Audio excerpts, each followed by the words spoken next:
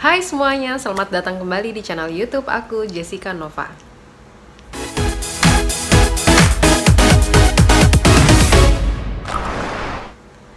Selamat datang 2022, selamat tahun baru untuk kita semua. Semoga moms and dads di tahun yang baru ini akan semakin gemilang, penuh berkah, dan yang pasti berlimpah dengan kesehatan. Memasuki tahun 2022, banyak juga mungkin working moms yang kemarin lagi cuti melahirkannya udah mulai mau habis dan akan siap-siap lagi untuk tempur di dunia pekerjaan. Dan aku tahu banget rasanya gimana galaunya mau ninggalin anak di rumah yang masih bayi merah ini untuk kita tinggal bekerja. Dan gimana caranya sih supaya pumping di kantor itu tidak ada kendala, benar-benar semuanya disiapkan sebaik mungkin. Apa aja yang perlu moms punya untuk menyiapkan diri kembali ke dunia pekerjaan supaya tetap bisa bawa pulang oleh-oleh ASI perah yang melimpah untuk buah hati. Berikut ini daftar perlengkapan yang harus banget dimiliki oleh ibu bekerja untuk persiapan tempur di kantor supaya tetap bisa membawa pulang ASI perah. Yang pertama harus ada pastinya adalah pompa ASI, mau yang elektrik, mau yang manual, terserah. Disesuaikan dengan kenyamanan moms masing-masing. Ada juga yang nggak nyaman pakai pompa ASI, ada yang pakai teknik manual. Kalau untuk aku sendiri, aku lebih suka pakai pompa ASI. Aku punya dua, pompa yang elektrik dan juga manual. Sebenarnya bisa di switch sih. Jadi kalau pegel bisa pakai yang elektrik, kalau mau cepet-cepet ya bisa pakai yang manual. Cuman pada akhirnya aku lebih sering pakai yang manual karena menurutku sih lebih cepat aja untuk ngeluarin asinya, lebih cepat bersih gitu, jadi nggak makan waktu. Yang kedua, cooler bag.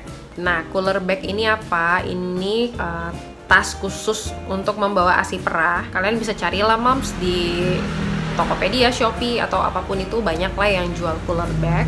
Disesuaikan aja dengan produksi ASI. Kalau misalnya produksi ASInya moms tidak terlalu banyak banget ya bisa pilih yang sedang-sedang aja. Tapi kalau yang seperti aku pada saat itu produksi ASInya lumayan banyak gitu, yaitu harus pakai cooler bag yang agak besar. Yang berikutnya harus punya juga ice gel. Ice gel itu fungsinya apa? Itu untuk pendingin di dalam cooler bag.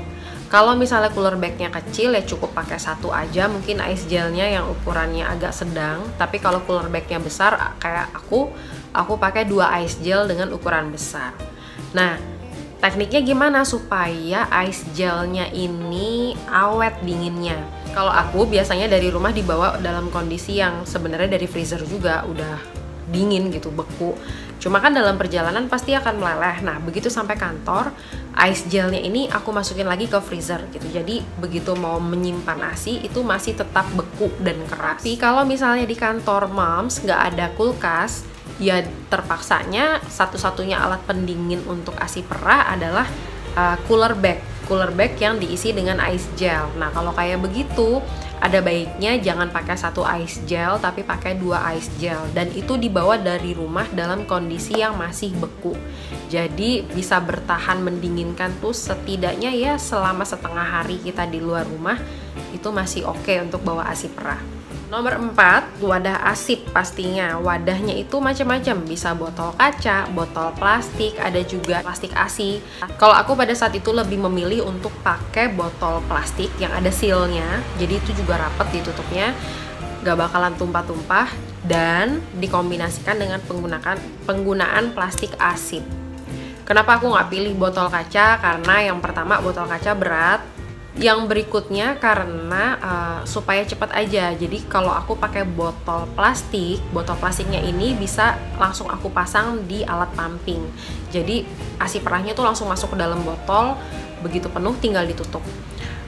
Karena aku butuhnya banyak, jadi supaya menghemat botol, aku pakai langsung botol yang ukuran 200 ml. Karena aku butuh juga wadah yang lebih besar, jadi kalau misalnya pakai ukuran botol yang 200 ml langsung, itu rasanya memang lebih mudah aja gitu, lebih membantu daripada pakai botol yang kecil-kecil.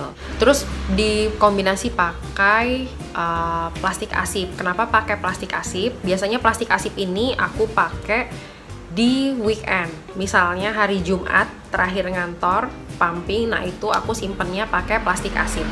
Penggunaan botol botol plastik ini sebenarnya kayak botol dot gitu, materialnya kayak botol dot bayi.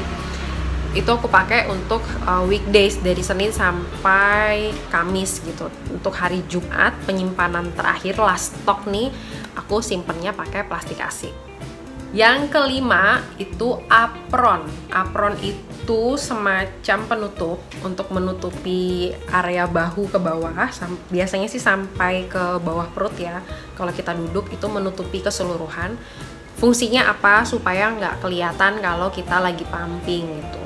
Seharusnya sih di perusahaan itu sudah banyak yang menyediakan ruang laktasi. Jadi kalau misalnya mau pumping ya ke ruang menyusui, ruang laktasi. Tapi ada juga kondisi-kondisi yang memang kayaknya nggak mungkin juga kalau dikit-dikit mau pumping kita harus ke ruang laktasi. Apalagi misalnya yang frekuensi pumpingnya itu cukup sering seperti yang aku alami pada saat itu. Jadi mau nggak mau ya kadang-kadang sambil tanggung ya udahlah sambil pumping di meja kerja gitu. Menurut aku sih, tapi seharusnya sih nggak begitu ya, cuma lebih efisien aja, lebih cepet waktunya pumping, AC-nya udah cepet bisa dikeluarin, terus kita nggak mesti naik turun kemana dulu, ke ruangan mana dulu gitu. Jadi fungsi apron menyusui itu untuk menutupi pada saat kita lagi menyusui atau kita lagi pumping.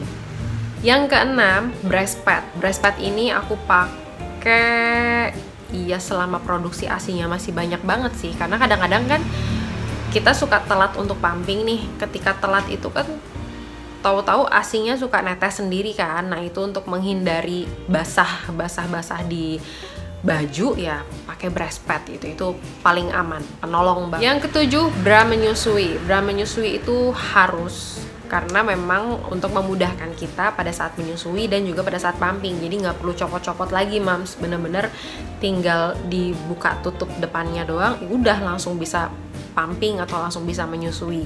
Yang berikutnya ini lebih opsional sih, bisa diikutin bisa enggak. Ada juga sih yang nggak kayak aku, tapi kalau aku lebih nyaman, lebih ngerasa pede kalau di kantor juga aku sediain cairan atau sabun pencuci botol bayi khusus bayi. Itu fungsinya apa? Fungsinya untuk nyuci alat pumping bekas aku pakai gitu. Jadi habis pakai alat pumping langsung dicuci, bersihin, terus kasih air panas, di steril, udah dikeringin, nanti mau pumping bisa dipakai lagi. Agak ribet sih memang kayaknya, tapi ya nggak apa-apa ya. Kalau aku berpikirnya supaya pada saat pumping lagi kan memproduksi ASI baru lagi, yaitu supaya alatnya tetap bersih gitu, tetap steril.